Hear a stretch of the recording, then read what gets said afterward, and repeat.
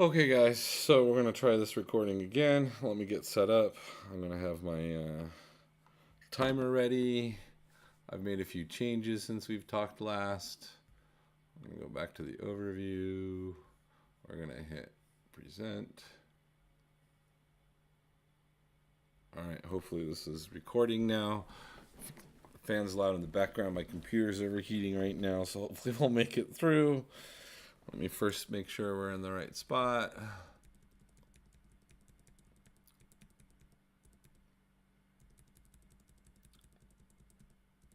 Okay, we're in the right spot, and we're going to hit start. Welcome, Nursing 504. Thank you so much for taking the time of listening to our presentation. I would like to take the time to thank my team today, who did a lot of important work on this. This has been a very interesting project to learn on, and I really appreciate my team. Thank you, everyone, for all the work. So what we really wanted to look at is how could we change care, non-pharmaceutical interventions for chronic migraine sufferers. And we felt that this was an important topic. Statistics show that at least 1% of the population suffers from migraines. And migraines have a heavy cost on society. First off, there's just quality of life to the patient itself. We have loss or reduction activities related to employment, the ability to make money, maintain our household, family, social, and leisure issues. This puts a burden on our family work environment from productivity in our relationships and our ability to even participate in family events. It just also increases our utilization of healthcare, and there are many barriers to receiving an accurate diagnosis.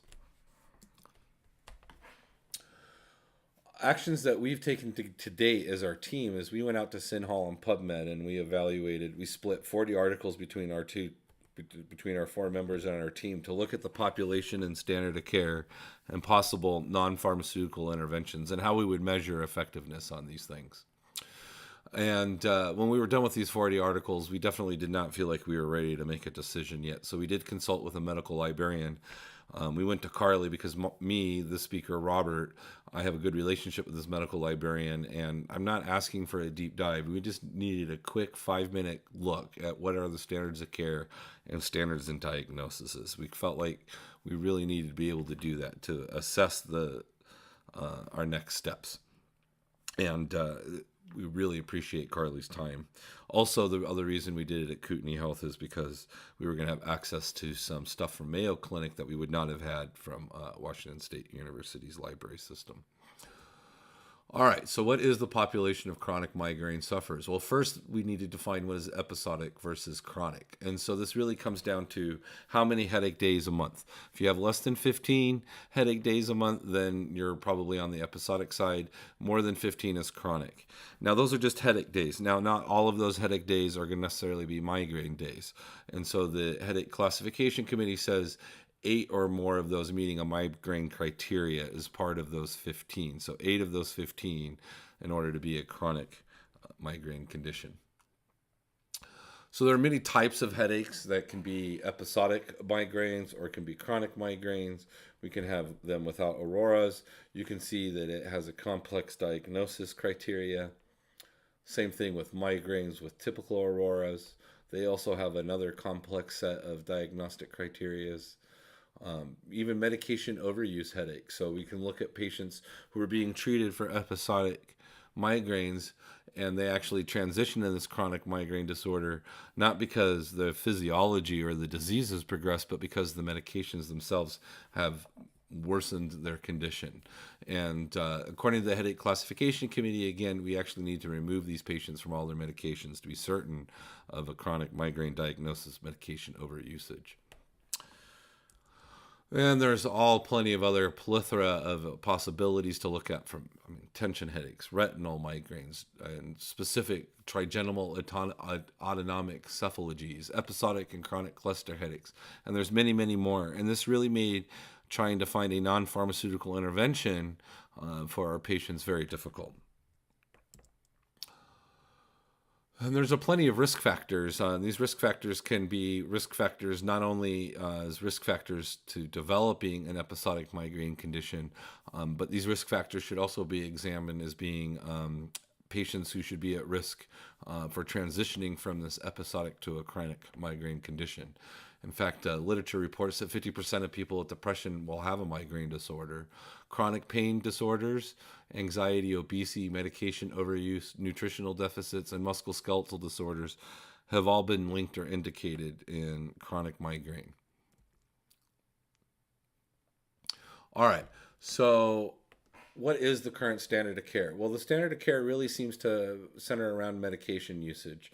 And medication usage can really be targeted at acute management, so the acute episode, versus the prophylactic management, so taking medications in order to prevent an acute headache episode.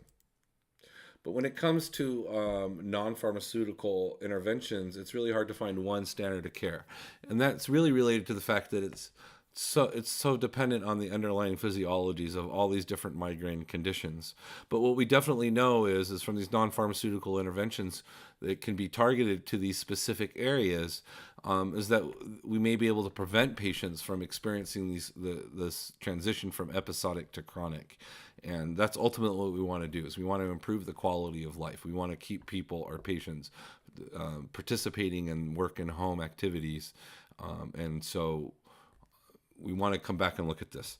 So we're going to come back and look at this under our recommendations. But first, let's go back and look at how would we, and again, the interventions just are complex.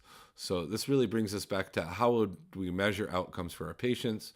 When we look at quality of life measures, there's really clinically two good measures to use. There's the MIDAS, which is a 5-item short scale that we could look at, and then there's also the Migraine Disability Assessment Score and Headache Impact Test 6, version 6 that is.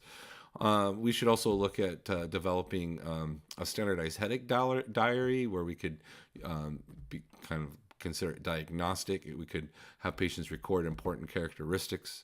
This not only helps to improve our diagnosis processes, but can help teach our patients to differentiate between symptoms. And then, of course, we want to be able to track our patients' medication usage. Ultimately, if we can minimize the amount of medication used, we would theorize that we would be increasing their quality of life. So what can we do here in Spokane in our primary care office? Well, first, we're going to need stakeholders. So we're going to need to be able to bill for our services and be able to get revenue in order to keep these going. We're going to need a headache specialist, and we're going to be able to need to coordinate with therapies and psych experts. So, but what is the role of the primary care provider in this context? Well, first off, most migraine sufferers will first seek the help from a primary care provider, although a headache specialist is going to be needed to confirm that diagnosis. But collaboration between nurse practitioners and these different specialists and other interprofessional modalities should really be considered. And we're going to need to be able to coordinate between all these different services. But wait time is long for specialists in our area, and so primary care providers do play an important role in coordinating care and also in helping our patients understand how to use their medications.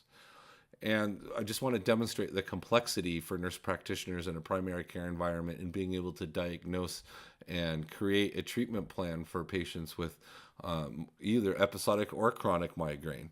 And so this is just an example from a publication to nurse practitioners of that complexity.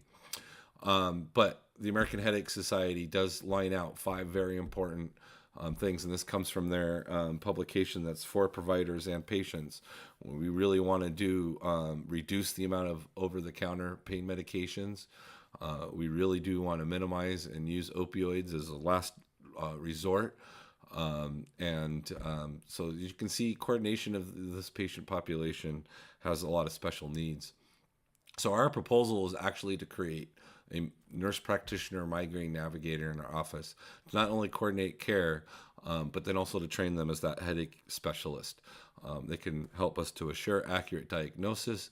They can lead our inter-office team to educate staff and create new tools, make sure that we're always staying up to best evidence practice, using new tools whenever necessary, and be able to coordinate care between all the different providers that our patients are going to need to see. And this navigator is really, really important because keep in mind, even if we identify that our patient needs to make lifestyle changes, unless they express their ability to make those lifestyle changes, or the desire to want to do that, it's really going to be a wasted service. And so that is our proposal, and we do have a reference list. And again, I'm going to change this for the group, but I would like to go ahead and open up the floor for any questions. And that comes in right at 9 minutes and 28 seconds, guys.